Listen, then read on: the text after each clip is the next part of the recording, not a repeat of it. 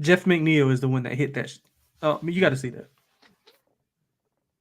The NBA Gambling Podcast on the Sports Gambling Podcast Network is brought to you by Underdog Fantasy, because Underdog Fantasy is giving away $15 million in Best Ball Mania 5.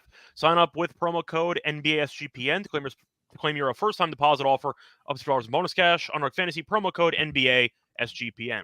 We're also brought to you by Rhythm. Rhythm has the best AI picks and projections, and their college football product's about to drop. Claim your 7-day free trial today by going to sportscampodcast.com, sportscampodcast.com/RITHM. And welcome, everybody, to the NBA Gambling Podcast here on the Sports Gambling Podcast Network. It's currently Thursday night, roughly 10 p.m. Eastern Time on July 25th. You might be wondering, the NBA season's long over and the offseason's basically over. What are we doing? And the answer is the Olympics. A reminder that we do have Olympic basketball starting this weekend, so we are going to preview the overall event. Not going to do actual game breakdowns in this episode. We are going to cover the outrights and the futures. We'll probably end up doing a couple episodes for games as well. I'll reach out to Sean Ryan getting the green light for that. But point is, I'm your host, Scott Reichel, joined by Lonte, and together we are going to break down the outrights and our overall predictions for the futures portion of the men's Olympic basketball tournament, whatever you want to call it. Lonte, how's it going with you? You a big Olympic basketball guy? Yeah, man, I've always been a big Olympic guy. Look forward to this time of the year. Every year, honestly, I'm more like into the other sports that we don't get to see on a regular basis, like competing at a high level, like track and field, the diving, Yeah, I can't get enough of the equestrian personally. No, yeah. So like I find a lot of that stuff I watch the intriguing. water polo. Water polo is usually the random sport I'll end up following. Yeah, I was watching like some handball stuff earlier. Like it's crazy. I didn't know what was going on, but it's like great to see. Handball's So, the one where they do the constant jump throws around the yeah, arc, and they're like, yeah, yeah, okay, that's what I thought. yeah. It's incredible. So yeah, big Olympics guy, man. Half the time I have no idea what's going on, who's winning, but hey, it's fun. But it's always better to get the basketball, or watch the basketball team, especially this time with a little bit of I guess you can say they've been bigger favorites. I guess we can say that. Yeah, we'll put it that way. If you had to choose between the men winning and the women winning, which was more likely, the answer is the women. Every Absolutely. time. They win every single game by like 20 points every year. So, yeah, point is women are going to win the gold medal. The question is, will the men join them? To get into briefly the main topic of conversation for the actual Olympics, we got to start off with Team USA, because we are going to preview the actual groups individually. Then we'll get into the actual picks for, let's say, to win the whole thing and for each group, and then we'll wrap it up with our best bets. Point is, though, Team USA is a massive favorite, about minus 500. Canada's around 11-1. France is 12-1. Serbia is 16-1. And then you have a bunch of teams. You can argue Germany at 30-1. Australia at 40-1. I'm vetoing Greece at 20-1. Greece has no chance of winning this gold medal. Spain's at 50-1. And the new, I'd say, fan favorite, South Sudan, at 250-1. Now, I do want to ask you, the main, I'd say, topic of conversation before the Olympics was the less than convincing play of Team USA in their tune-up games. They look good against Serbia. They played, who was the first game against? Puerto Canada. Rico? Canada. Oh, sorry, Yeah. Canada. Yeah, they won but didn't cover. They were actually down a lot early, and they came back and they won that game. But that was Canada. Yeah, thank you for that. They also beat Serbia, I said before. Then they struggled against South Sudan. Probably should have lost the game, but they ended up winning because LeBron took over the fourth quarter.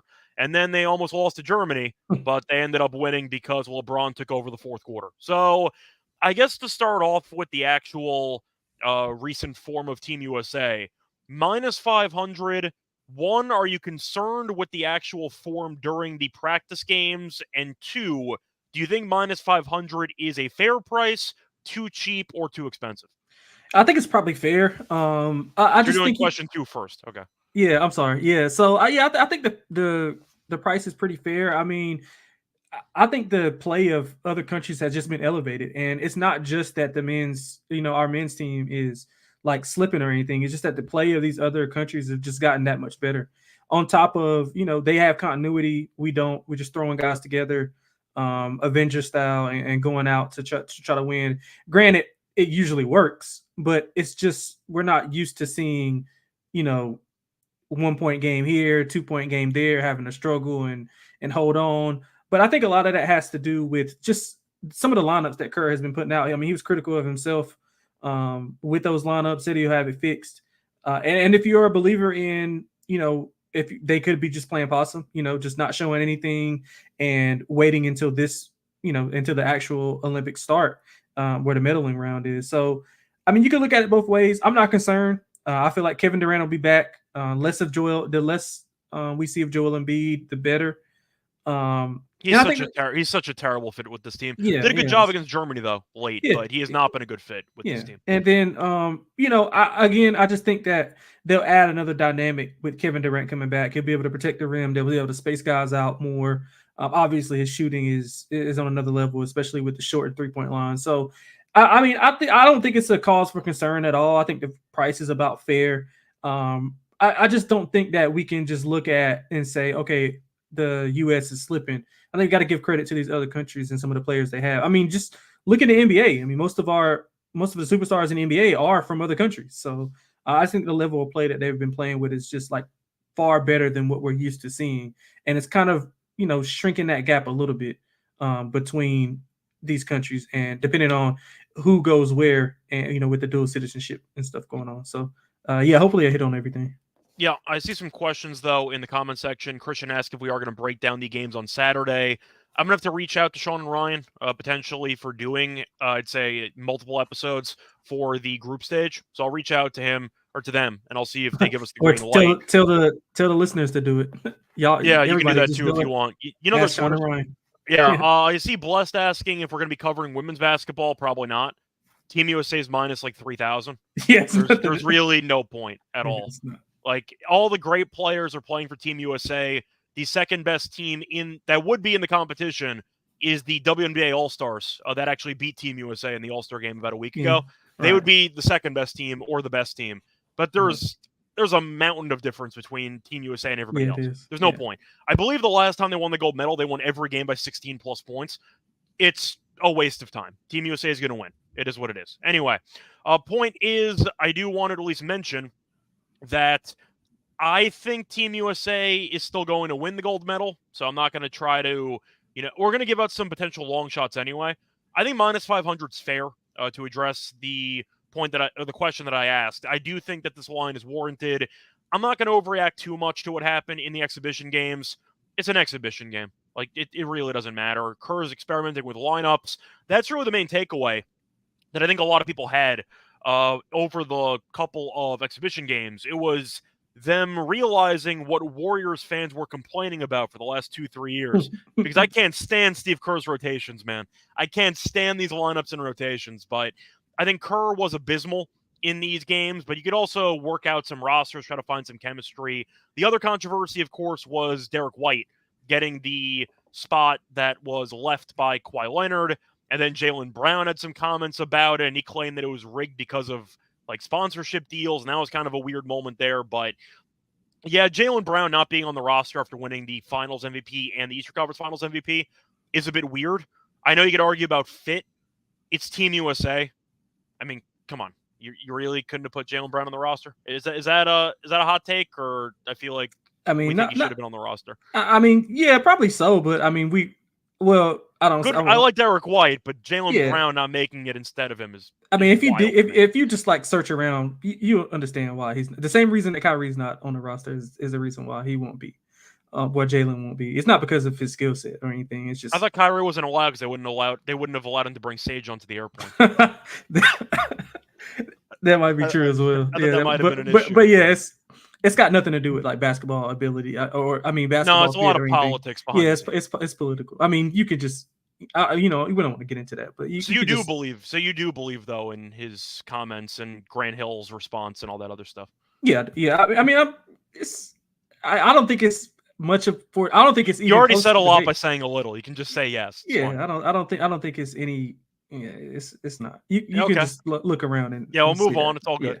Yeah. Anyway, point is though, Team USA has not played well. Not going to panic about it, but there have been reasons to doubt this team running through the entire competition.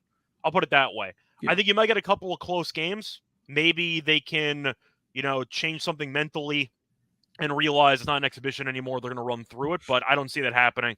I think they'll win, but I think it's going to be competitive. I think they might have a couple of close games along the way. Anyway, before we get into the actual previews, of the groups individually. Do want to remind you once again that we have a lot of great featured shows this week. The MLB show, which Lonte and I are both on, giving you the picks you need to crush the MLB season, plus the college football experience is knee-deep in 134 team previews. That's a lot of teams. You're also looking at where to find the podcast. Subscribe wherever you do get the podcast, and don't forget to check out the SGPN app. We're also brought to you Underdog Fantasy because they just launched their Underdog Streaks. If you hit your first 2 pick'em entries, then you can go streaking. And if you do get to an 11-0 run, you can win 1,000 times your money. Plus, Best Ball Mania is live with $15 million in prizes. You can now use specials and boosts on all flex entries. I'm going to probably use a lot of Olympic basketball options, by the way, for the weekend entries. I know that before we went on air, I know you were a fan of Hernan Gomez rebounds higher for that matchup. So keep that in mind. If you're looking to actually invest, I'll use that word, into the Spain game, you might want to look for Hernan Gomez rebounds in that one. But a reminder, sign up the promo code NBSGPN to claim your special pick and a first-time deposit offer up to $2 bonus cash on a fantasy promo code NBASGPN. We're also brought to you by Game Time. I don't know about all of you, but I personally love attending sporting events. Maybe not the Yankees right now, but usually I like attending sporting events. A point is, though, Game Time is the place to help you get your tickets because they're an authorized ticket marketplace of Major League Baseball, which makes getting tickets faster and easier. Prices on the Game Time app actually go down because of Game Time. They also have a lot of great killer last-minute deals, all in prices, use from receipt, and their lowest price guarantee. Game Time takes the guesswork out of buying MLB tickets. And a reminder that the image of seat use feature is my favorite feature of the actual platform because I'm sure we've all been there before. You've gotten a ticket and you thought it was going to be a great seat for a great night. Instead, there's a pole in your way and you can't see anything. And as a result, you wasted money. But that's not going to happen with Game Time because Game Time does give you the ability to actually see what you are going to be getting for the view before you actually spend your money on it, which definitely can prevent some problems that other sites would not prevent you from dealing with. The point is, though, don't forget to check out Game Time, and also don't forget to sign up for an account. Download the Game Time app, create an account, use code SGPN for $20 off your first purchase. Terms apply. Again, create an account, redeem code SGPN for $20 off. Download the Game Time app today. Last minute tickets, lowest price guaranteed. Welcome back, everyone, to the NBA Gambling Podcast. Just finished briefly talking about the outright odds and how Team USA is in serious trouble. Just kidding. But we did talk about how they did in the actual tune-up games. Now it's time to get into the actual breakdown of the groups. So to read off the actual groups here, we're going to go through in order, Group A, Group B, Group C. Team USA is the Group C favorite. We'll cover them last. Group A, though, actually is pretty fun. You have Canada at minus 170 is the favorite to win the group. Greece at plus 370. You have Australia at 5-1 and Spain at 9-1. A reminder that you do not need to win the group in order to advance to the next round. So keep that in mind. Top 2 would suffice, and you also have a couple of third-place teams that will advance as well. I'm going to ask you, though, Lonte, because Canada, we know, is viewed as the biggest threat to the Americans, and they did give them a bit of a game in the tune-up stage, but Team USA kind of ran away with it despite having a really bad start in that first quarter.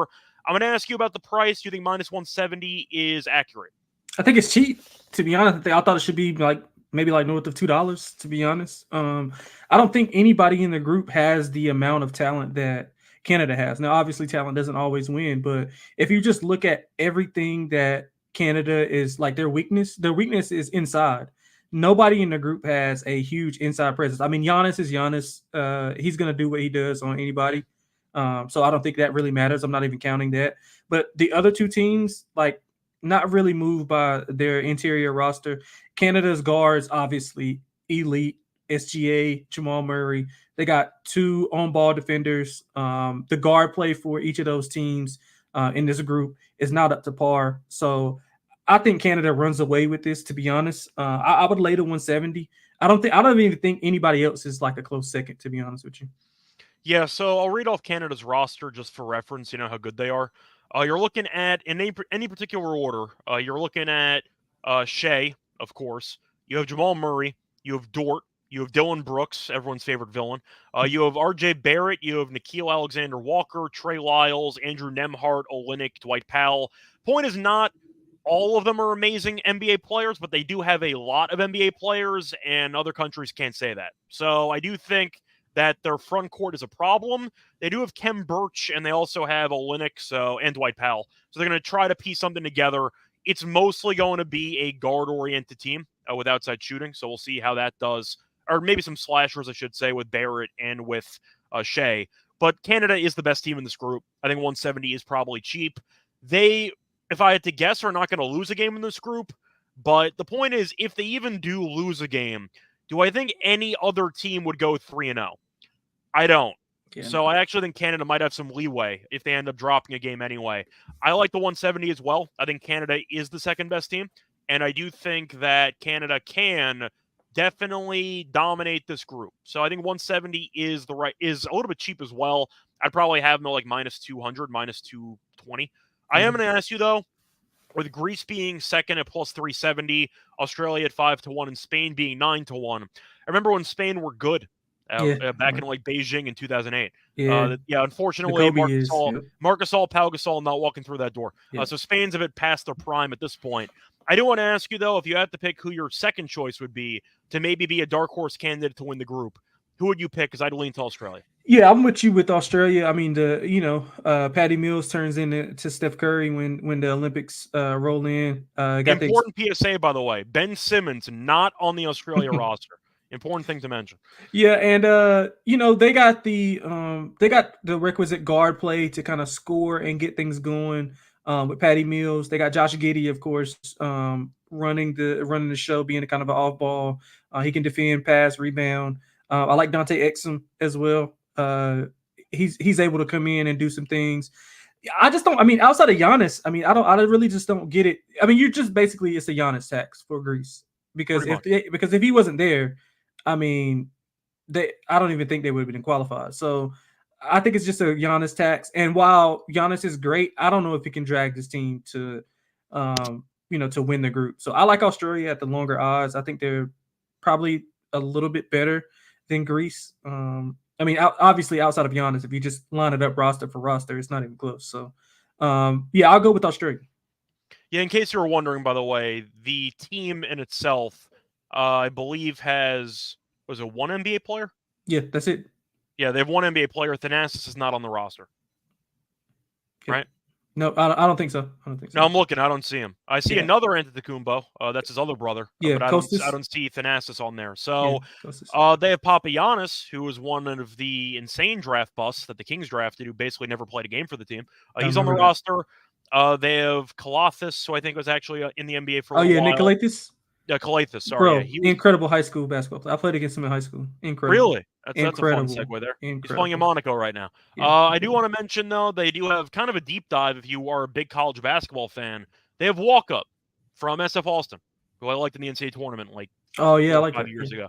So I didn't even realize he was Greek. But the point is that's basically the roster. One NBA player. It's Giannis, and they're going to hope that he carries them. So I do think Australia's got a bit more talent. Australia, we know in years past, has been an objectively solid international team. They're not maybe going to win a gold medal or anything, but they're always fighting for like the silver or the bronze. So I do think that they are a bit mispriced here. Greece being at 370 and Australia at 5-1, I would actually flip those prices. Yeah, me too. I'm not saying that either of them are going to actually win the group. I would still pick Canada. But if you want to actually look for a decent price that could be interesting, Greece to lose in the group stage, by the way, to be eliminated, 3-1. Oh yeah, give me that. Now, of course, I will go bet that right now. They can still get through if they end up in third. There are two exceptions, but 3-1 for them to lose in the group stage, I think that's a pretty good price. It is. Where's that at? That's at FanDuel? That's on DraftKings. Yeah, I'll take that. But if you're asking me if I prefer Greece to win the group at 370 or Greece to be eliminated in the group stage at 300, I think the elimination is the much better deal, if I had to just say that. I do want to mention, though, for Australia, if you want to pick Australia to lose in the group stage, that's plus 150. Australia to lose in the quarters is minus 115. So they are expecting Australia to potentially be the third team to get through, or even the second team, and to lose immediately, which I can't see happening as well. Anything else you want to add, though, for the group, or should we move on to the second one? No, we can move on. All right, so moving on to Group B. This is the France group. France is minus 225. Germany's plus 175. Brazil is plus 2,500. have a feeling Barbosa and Verjao are not going to be playing for them this year. And you have Japan at 50-1, which is Hachimura and basically nobody else. So to ask here, France, of course, has Gobert. They have Wemby. They have Fournier. Batum, who's 9,000 years old. The point is, France does have some NBA players, and they have been successful in the Olympics in the past. Not insanely successful, but they're also going to be fighting usually for like a silver or a bronze, one of those. To ask you, though, France being minus 225, can you explain to me why France is a bigger favorite in their group than Canada is? I mean, just again, you got the home country advantage. You got the Wemby factor. But outside of that, I mean, we were talking about it, outside before the show. I mean, I thought the prices should be flipped for this. I thought maybe Canada should be what they are, and then vice versa. So yeah, I mean, I guess the argument is that Australia is a much better third team than Brazil. So I guess France is so. a cheaper favorite because they're only competing against one team. Yeah, and what was this? What was the price of the second favorite in this group? Second favorite was Germany at plus 175. Yeah, okay, so that's pretty much. They're basically saying to Brazil and Japan, I hope you enjoy your time in France. Yeah. Get yourself a postcard. Yeah, I mean, I'm higher on Germany than a lot of people, I'm sure. But I just think that Germany can compete with them. They have the guard play, which is the weakness of France. I mean, they're relying on a lot of younger guys. I mean, Bilal, I think he's going to be good, but I don't know if he's ready right now. And he's going to be going against veteran guard like Dennis Schroeder. I'm sorry, and then they got Franz, Mo. So I think that trio right there is worth more than to me in this style of play than what Wemby and Rudy Gobert is. Obviously, they're going to have a time, getting to the rim and finishing. But if they space those guys out and run, obviously we know what Rudy's capable of defending the paint. But if you stretch them out, get them outside of the paint, opens up the lane. Franz can get to the lane. The Wagner boys are going to be playing at a high level, I think. So I like Germany a lot in this group. So Germany does have a lot of size that can potentially battle on the boards with France. So I do think they match up decently with this team. The issue is going to be guard play. You are relying on Schroeder to do a lot of the heavy lifting with this team. Mm-hmm. Scoring-wise, you have Franz, who hopefully remembers how to shoot threes because that was a serious issue. He did against the U.S. Yeah, I know. I'm saying hopefully that carries over into the actual Olympics. But you have Bonga, who was in the NBA for a bit. He wasn't any good, but he was still in the NBA. He played for the Lakers, I think. Lakers for a bit, and I think he was on the Wizards for a bit. Tice, though, is there. You have the Wagners, as you said, Schroeder. So they have some NBA talent. And, of course, they did win the Euro Cup. So they did win internationally in an event. Was that a year or two ago? 2023, yep. Yeah, so they won last year. So they at least have a trophy with this overall core. So I agree with you about Germany. I think that France is actually a bit overrated. Really didn't like how they played in the tune-up games. They actually lost one of those games to... I forgot who they played. I'm drawing a blank on it. But I know did they lose to Serbia? Did they lose to Serbia? I think so. I think it was the game where I lost to Serbia, but didn't Wemby have a shot at the buzzer and he missed? Wasn't that a separate game? Yeah, I'm not sure. They all kind of blended in, but I think they lost to Serbia. They were up pretty big. I was watching that game. They were up pretty big, and then Joker kind of took over.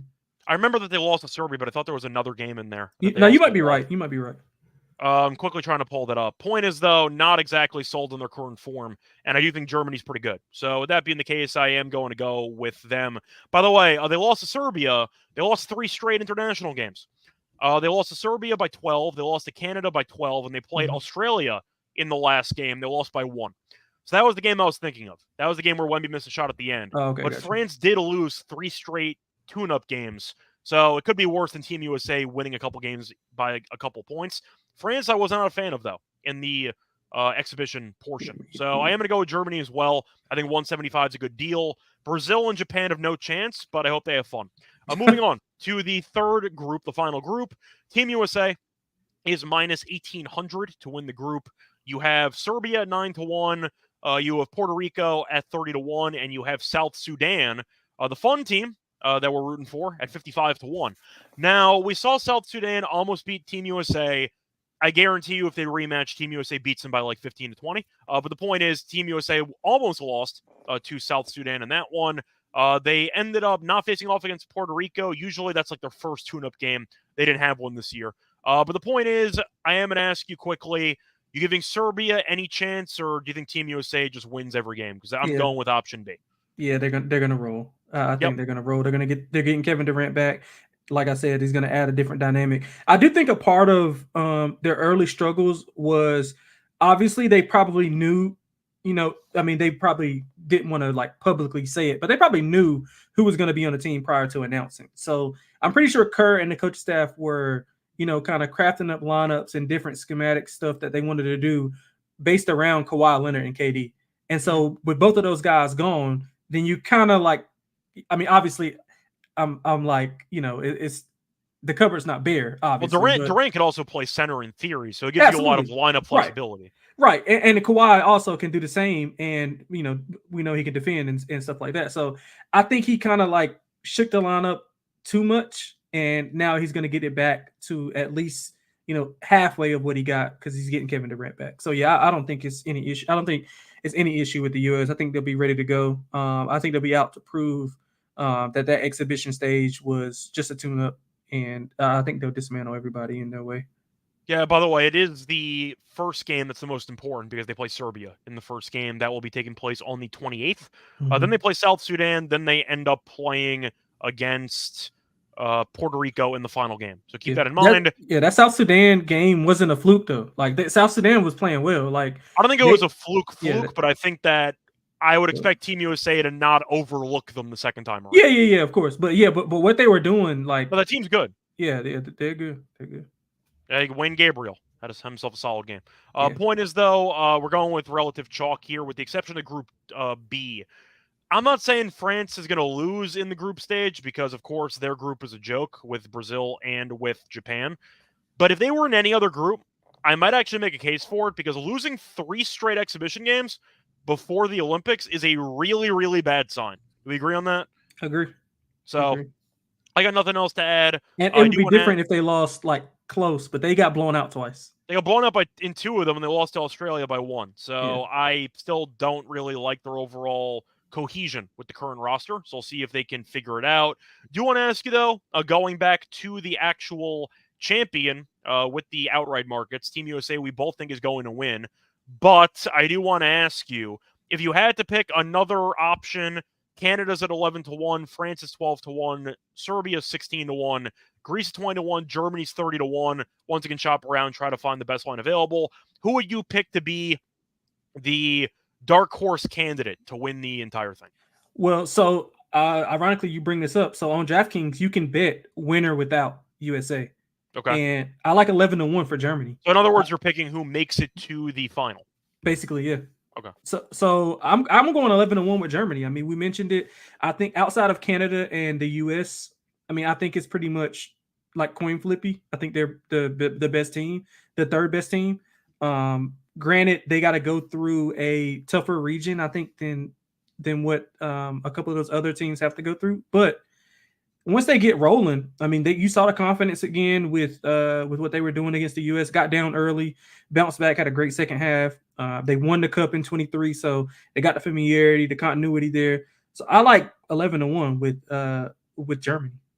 I think the only thing that concerns me about that market is you got to see how the bracket turns out after the group stage. Yeah, that's fair. On the same side as USA, you lose. Yeah, that's fair. So that's kind of the issue. So something to keep in mind. But either way, I think I do agree with you. I would lean to Canada. I'm ignoring France. I want nothing to do with France. I think France, despite being at home, is potential fool's gold for anybody thinking that they're going to make a deep run.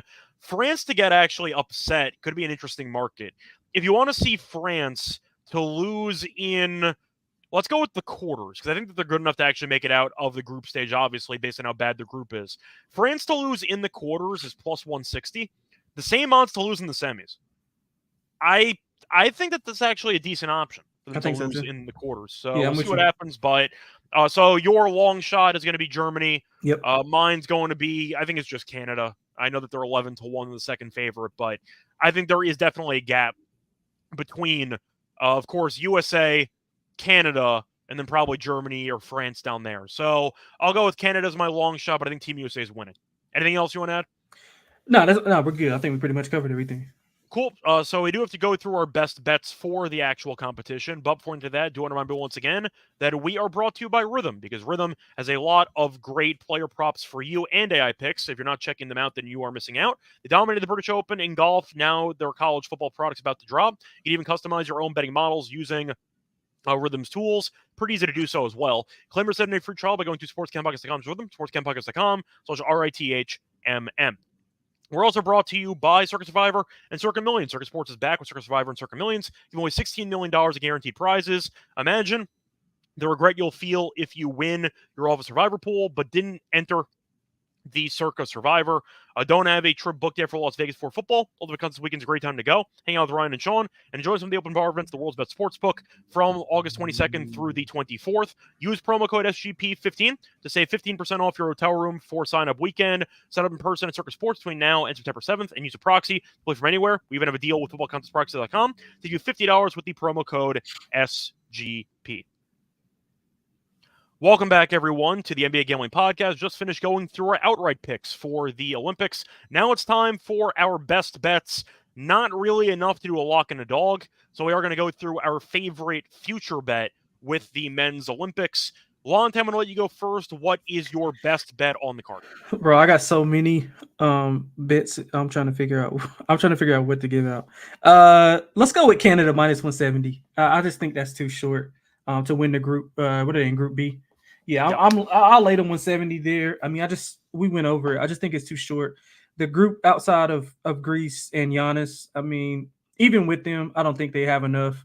If they can, sustain a Giannis flurry, I think they'll be fine. Too talented. Love the guard play. I mean, I value guard play higher than any other thing when handicapping basketball, and they have two of the best in the field. So I'm going with Canada minus 170. That'll be my best bet. I guess long shot wise, I would go with Germany, 11-1 plus 260 to medal. You can find that on DraftKings. They have a 2 medal section. So no matter what it is, whether it's gold, silver, bronze, as long as they get a medal, we cash plus 260. Nothing like sweating out that third place game. Nothing like it. For my best bet, I actually am going to go with Germany as well. But I did find a matchup. So you can actually pick in a head-to-head matchup which team will fare better in the overall tournament and finish in a better spot. Give me Germany at minus 155 against Greece. I think it's a great deal. Germany is in a pretty easy overall group. They might not win the group, but it's them, France, and two teams that have no chance in hell. So you are expecting them to basically coast into the quarters. Greece still has Australia and Spain. They have one NBA player. They're not going to win the group. Canada's going to win the group. But the point is, I do think that Greece is in line to maybe lose in the actual group stage, and Germany has a very easy path to the quarters. Minus 155 is a bit juicy, but I do like it. I think it's a good deal. That'll be my best bet. Give me Germany to beat Greece in the actual final tournament placing at minus 155. For my plus money play, I am trying to see if there's anything I am tempted by. I like Canada beat France too, by the way, at minus 120, but I'm trying to see if there's anything else I do like. I might actually double down on fading Greece. Greece to lose in the group stage is 3-1. I get the argument is they can get by even finishing in third, but I really don't think this team is that good. I really don't think it is. So I'm trying to just quickly look if there's anything else I'm really tempted by for this. Yeah, I don't really have much else. I think grab Anthony Davis 10-1 MVP. Are you sure it's not going to be Anthony Edwards because he claims he's the best player on the team? No, I think Anthony. We've seen Anthony Davis play, man. He's been playing out of his mind. You don't think it's going to LeBron? I mean, I think LeBron will be taking a little bit of a backseat once this thing gets going. Those guys start. I mean, KD's going to be back, so he's going to take the ball out of his hands a little bit more. I just think Anthony Davis and Bam with that second unit, that's probably one of the best front courts, defensively. They're able to do every single thing: initiate offense, block shots, free throw line, extended jumper. Bam's trying to extend his range, not shooting that well from three, but at least he's keeping it honest. Yeah, I mean, I think Anthony Davis I think he got a shot. I think he's got a shot. Yeah, I was really trying to see if I could find exact placing in the group because I would just take Greece to come in third, but I can't find that. So I think I am going to end up doubling down for my long shot prop here. Sure. I'll go with Greece to lose in the group stage at plus 300. Main play, though, is going to be Germany beating Greece at minus 155. Yes, sir. That's going to wrap it up. I also see Cap asking me if I'm going to be covering Olympic tennis. I will. So I'm going to be covering another Olympic event over the weekend. Until next time, though, you can find me on Twitter at Reichel Radio. Find him on Twitter at XXLonteXX. Reminder, I am going to reach out to Sean and Ryan to ask if we can do episodes for actual games. So stay tuned for that. I know that the actual event starts on Saturday. So hopefully we do end up getting some episodes out for the upcoming games. Until next time, though, good luck to all of you and all of your bets. Bye, everyone.